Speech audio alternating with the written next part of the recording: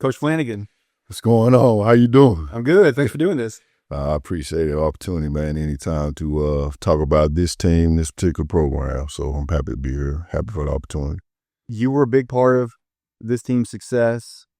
And I think something that made you really unique on the staff is you're a true Little Rock guy. Right. You're from Little Rock. You play at Little Rock Parkview. Right. You have a, fair to say, pretty decorated high school basketball career. Yep. How many championships? Two out of three. Playing with the likes of Derek Fisher and Maurice Robinson and Deion Cross. We won our first state championship when I was a junior. And then we came back my senior year and repeated.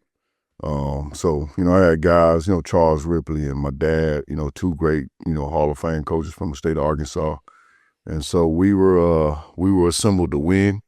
Those guys gave us a great background and a great, infrastructure to win. And obviously we had some talent too. And so, those are some of my fondest memories, man. We go back. I still got guys on that team I talked to. I actually saw Derek this summer a couple of times. He's actually in the coaching now. Okay. He coached the AAU team this summer. And so I talked to Jeff Harris a lot. But that was a really good team and kind of the beginning of, me being a part of something bigger than myself. Me understanding and learning how to win and what it took to win. And then that just kind of bled into, the rest of my career as a player and as a coach. We were talking before this, just kind of things go over. I completely forget that you were on Shields' staff at the first time. Yeah. And you also, and remind me, your years that you were under Shields, do you remember off the top of your head? I don't. I mean, it was like 2001. It was right after I was a GA in 99 for the Auburn team. That was number one in the country. And then Shears hired me, not soon after that. But Little Rock is always a place I wanted to go back to. That was a dream job for me, whether it be an assistant, whether it be a head coach. I love the city. I'm from there. Got a lot of roots there, got a lot of friends, got a lot of family. And so anytime I had an opportunity to go back home, that's what I chose to do. And so the opportunity to come back to Little Rock, am I remembering this correctly, that you had been on the Mississippi State staff most recently? Yep. On the Mississippi State staff, Coach Beard gets the Little Rock job. How did the dots connect in terms of Beard reaching out to you? Yeah. What's that process like? Yeah. So I just remember Coach Beard, man. I didn't really know him, but I knew him. We had a lot of connections through Doc Sadler, who was an Arkansas guy, and Bill Self, Billy Gillespie. That was kind of our clan and kind of our group. And so we all were kind of connected in that way with the state of Texas. And so I think some of my guys, maybe Doc, I can't remember exactly who, but they gave Coach Beard my name. And we got to talking a little bit. And I just remember Coach Beard, there's one thing that sticks out. He always tell me and call me. It wasn't a long conversation, but it was always, man, we're going to win big. We're going to win big. And coming off the Mississippi State deal where we didn't win, that was always enticing to me and in the back of my mind when I was getting ready to make a decision on whether or not to come back home or possibly take a job that might pay a little bit more. And I chose, again, something that was bigger than myself. I wanted my kids at that particular time were really small. And so my decision was based on them being able to be around their grandparents when they were still little. And, it worked out really well. I was part of a team that, most wins in conference history, man. And I enjoyed every minute of it. Worked out really well. And you say that. I can remember Alan, is that your oldest name? Your oldest son's name? I can remember him kind of running around the Stevens Center. Yeah, he, at that particular age, I think he was maybe the junior high, middle school, 8th, 9th grade, 7th grade, something like that. But yeah, he was around a lot. Colin was around a lot. We really enjoyed our time back in Little Rock. And obviously, as a coach, 70-80% of what we do is about winning. And when you're not winning, you don't have a lot of fun, whether you're around family or not. And Chris Beard gave me that opportunity, man. I was with a great staff, and Brian Berg and Mark Adams, guys that I'm working with now. We kind of put the tribe back together. And, our whole deal now is to play on Monday night. That's what we're trying to make happen, which is a national championship game. Let's talk about a guy that you brought in on this roster. You were a big part of recruiting. Some of the guys you recruited were transfers or were kind of sitting out this season at, the old school transfer rule. Right. But one guy you brought in from the JUCO level that played immediately was Jalen Jackson. Yeah, Jay was a scorer. He was a scorer. West Memphis guy. During the course of my career, I've always recruited Arkansas guys. I think for the first time maybe in my career, I don't have an Arkansas guy on this particular roster. But I always recruited Arkansas guys, so any of those guys that were, on rosters in the past were kind of guys I had relationships with, whether I was directly recruiting them or not. And Jalen was a kid, man, that I knew since he was like in the 7th grade. And so obviously, man, when I got the job and told him I was going to be an assistant on the staff, him and his family was excited. But talented dude, big time scorer, whether he's coming off the bench or starting the game. And I think Jalen is, still playing overseas now. Yeah, he won if my memory serves, won a JUCO national championship at, was it Northwest Florida State? Yep, Northwest Florida State. Yeah, hit the game-winning shot, I believe. Yeah, came in as a guy with a reputation as a big-time scorer, was a really highly ranked recruit coming out of high school, and was a guy that season that gave Little Rock some real pop off the bench. That Sun Belt tournament semifinal game against Louisiana Lafayette, I've said this several times, like I still think of that as like the Jalen Jackson game. He came in 13 minutes or something, had 16, 17 points, just kind of came in and was just sort of that microwave scorer that every team really needs. The beautiful thing about Beard's teams, man, everybody kind of always knows their role. And, I think on that team, we had 10, 11 guys that we played. Everybody kind of, had to take a step back and be a little bit unselfish. I think that's one of the strengths that, Coach Beard has. Developing those relationships and obviously developing those roles and guys buying in. We talk about culture all the time, and that team really got the message when you talk about culture, and they bought in and they were able to do some special things.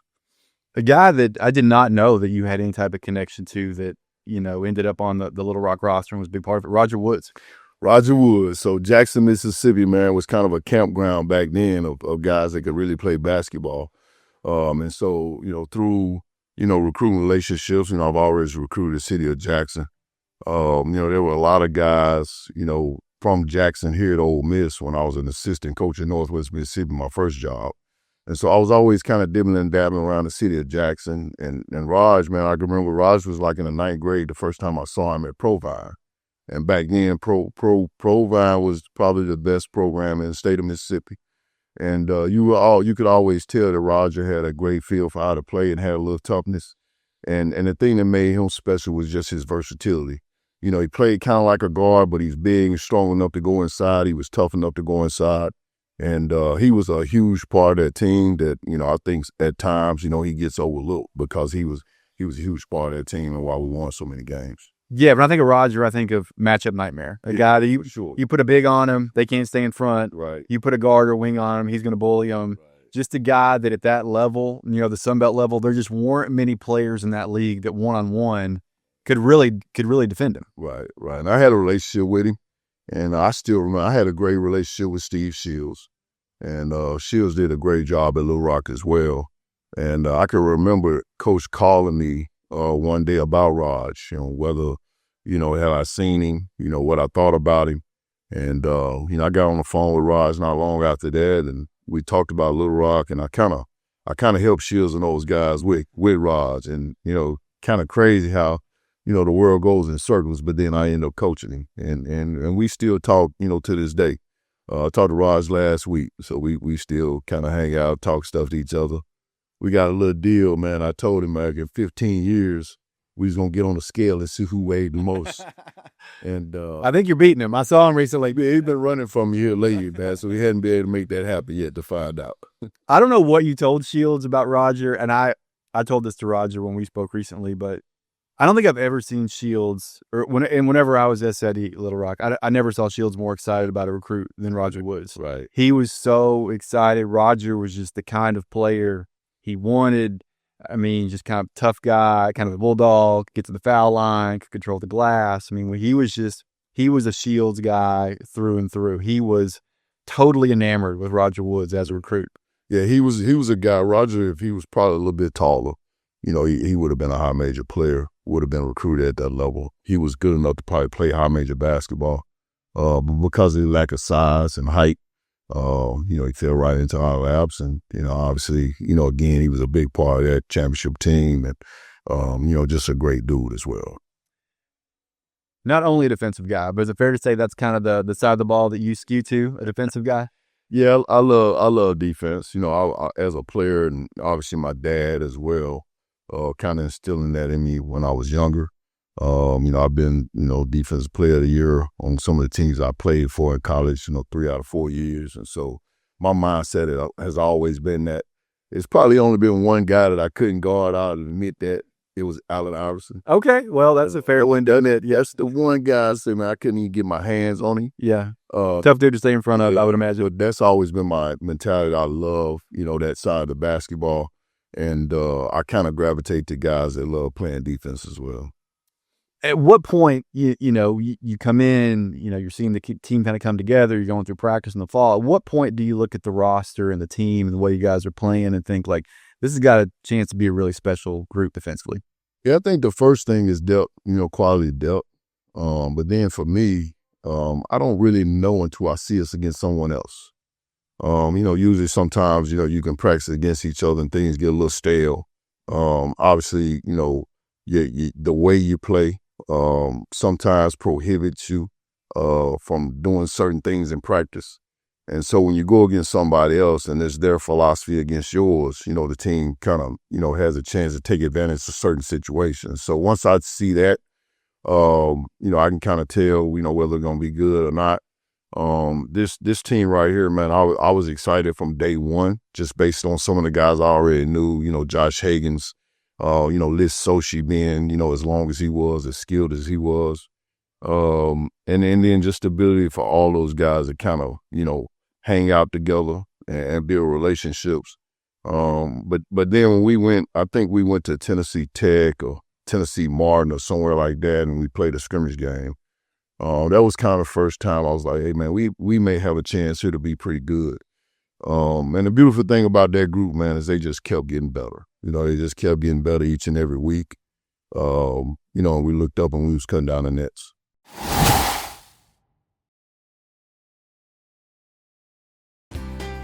At Staley Electric, we don't mind getting our hands dirty. That's just who we are. What started in R.E. Staley's garage in 1951 has grown to a 24-hour, 7-day-a-week residential, commercial, and industrial electrical company. From changing out a ceiling fan in your home to building a school in your community, Staley Electric will deliver the electrical solutions you expect and deserve.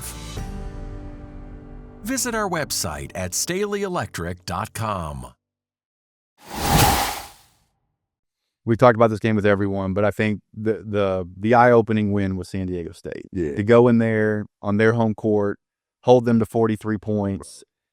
What realistic? I mean, not coach speak, but realistically, going into that game, what was your mentality? Our mentality was to win. I think that's the beautiful thing about Coach Beard and working on his staff with the other guys that's on the staff. Like, we don't fear anybody.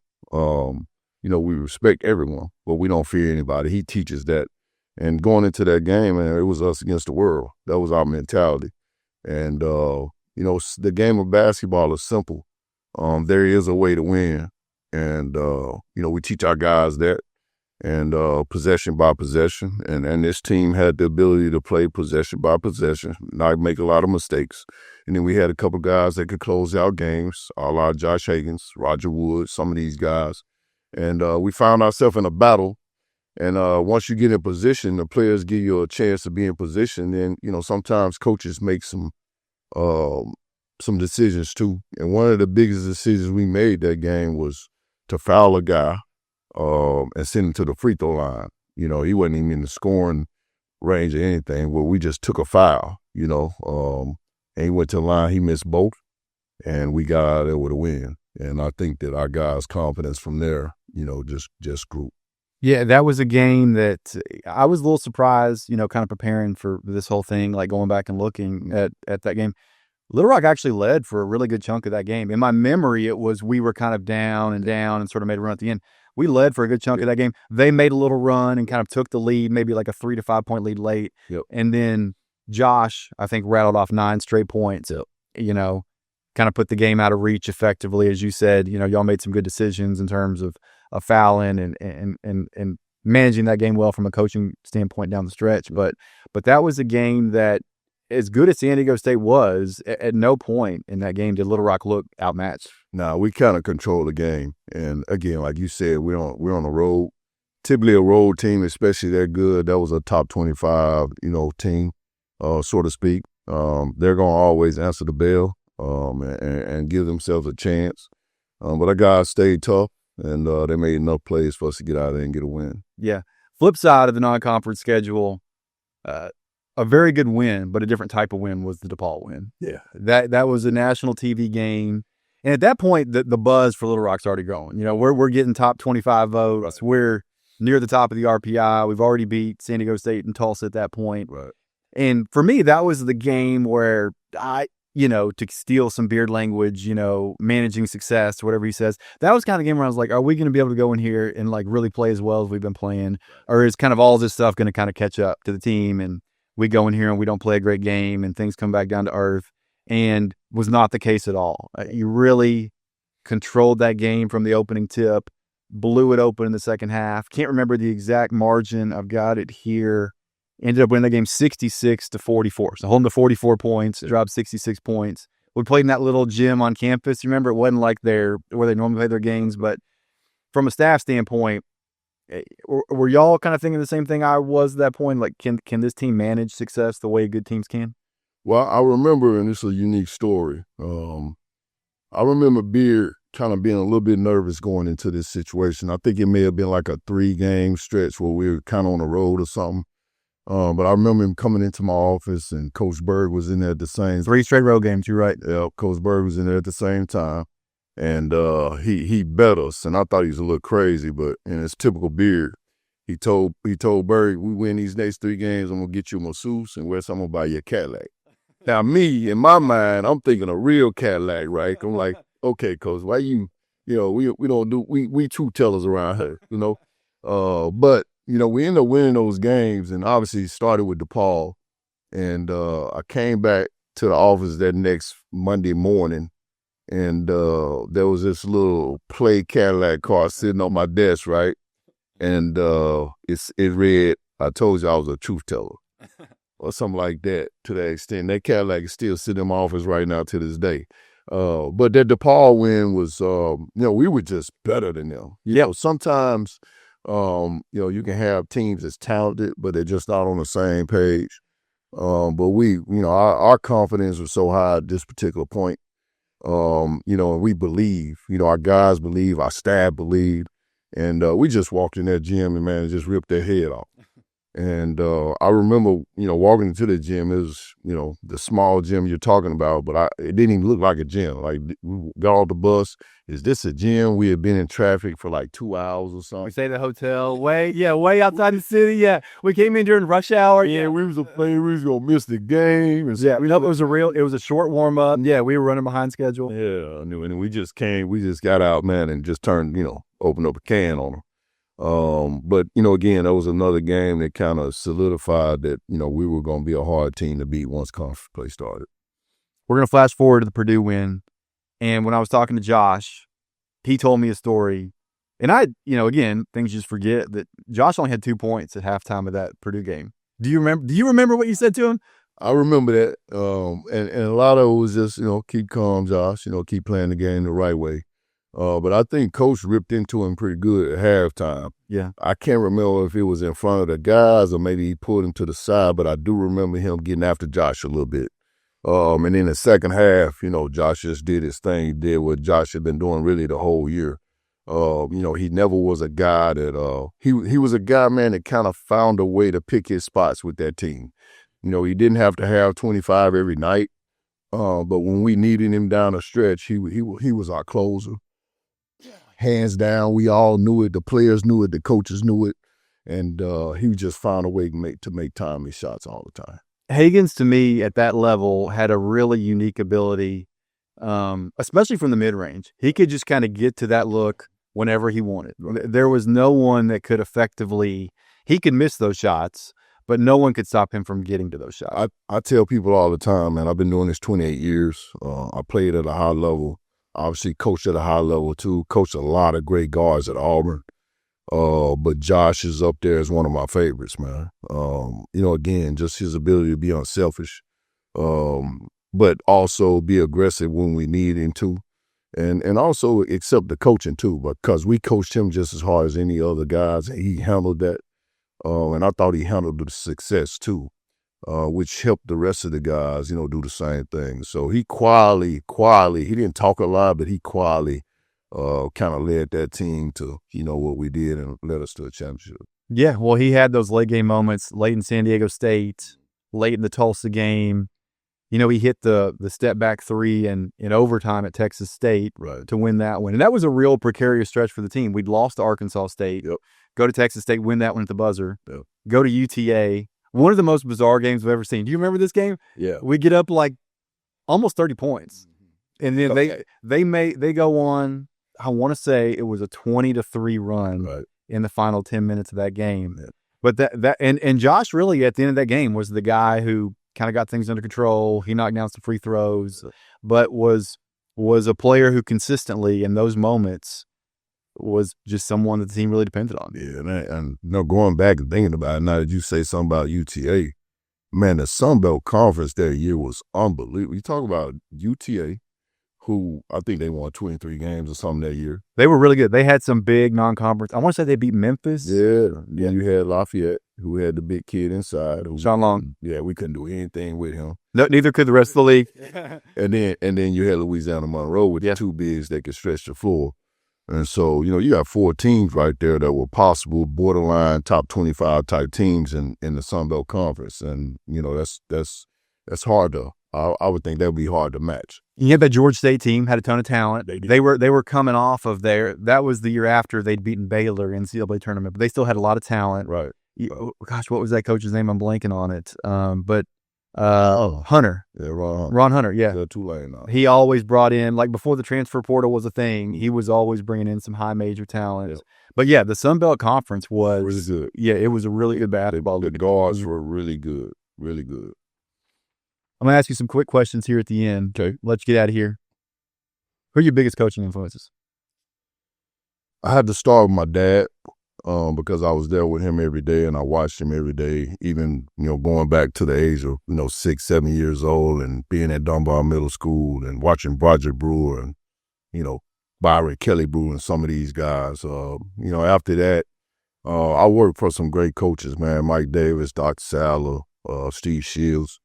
I would think that, the 2 main influences, though, right now will probably be 2 Hall of Fame guys, Bruce Pearl, who just retired today. And then, obviously, Chris Beard, man, who's a dear friend of mine who has given me a lot of opportunities, man, that I don't think anybody else has. And I'm very appreciative, of our friendship and his belief in me. I'm going to cheat a little bit because you got some insight as a player. So. You talked about Allen Iverson. Is he the toughest player you ever had to guard? Definitely. Not even close. Not even close. What was the best team you played against as a college player? Oh, it was hands down Kentucky with Tony Delk, the national champion team. I was hoping that was your answer. I'm a Kentucky guy. Yeah. Derek Anderson and Ron Mercer came off the bench. They probably had... I want to say 8 or 9 NBA guys, yeah. Yeah, 8 or 9 lottery picks off that team. So that was definitely it. I can remember, I had a pretty good year that year. It was my junior season, my best season. That was before cancer. And, man, we thought we had a chance to beat them. We did a pretty good job of taking care of home court that year at Auburn. And I think we went into halftime maybe down 7 or 8 or something like that, or maybe up 7 or 8.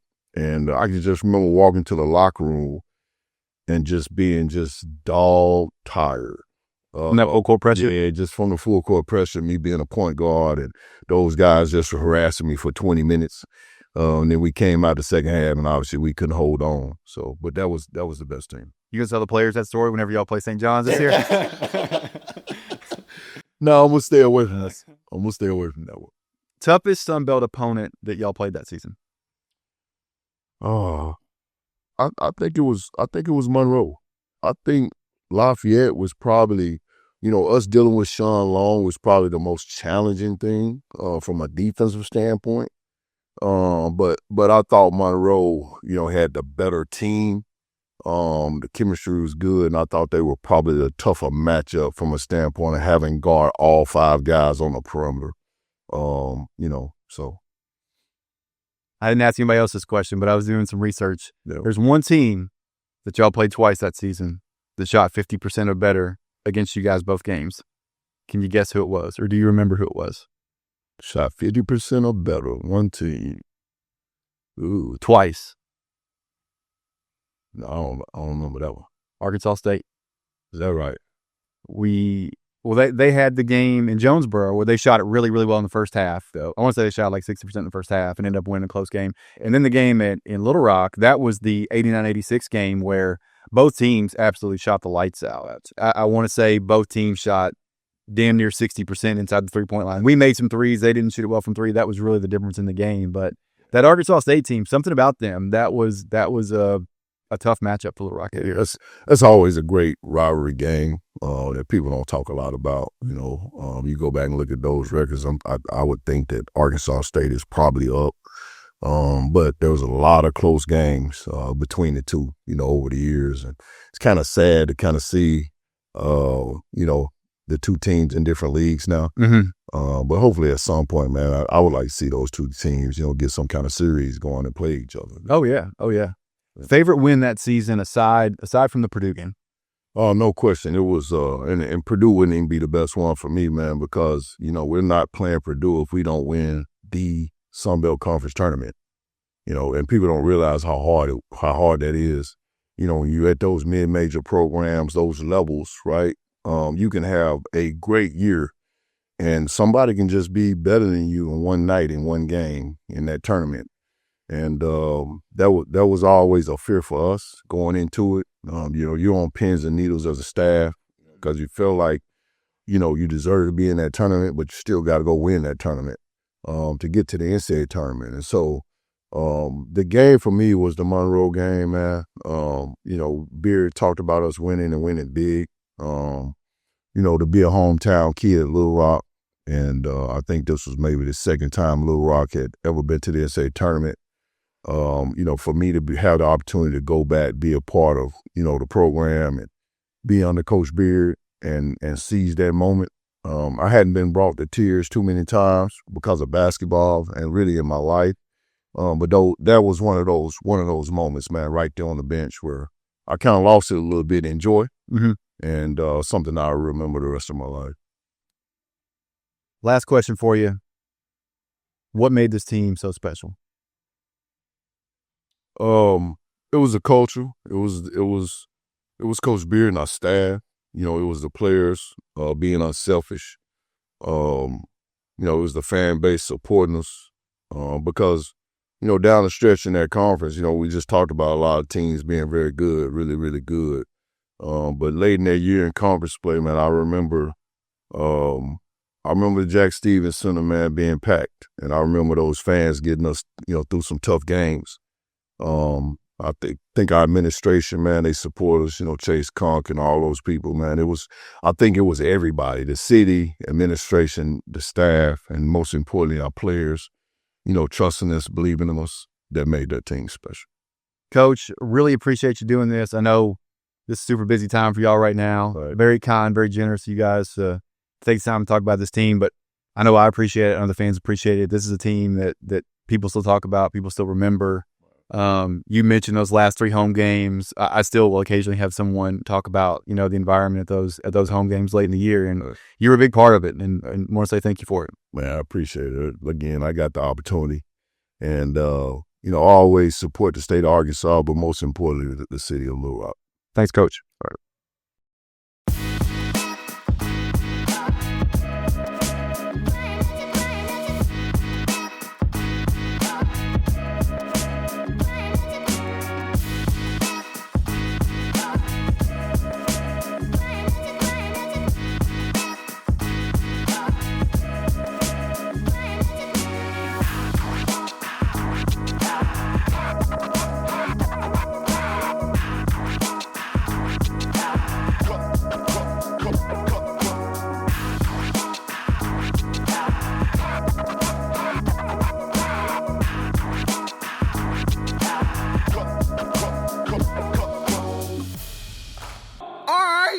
I see you, Pat.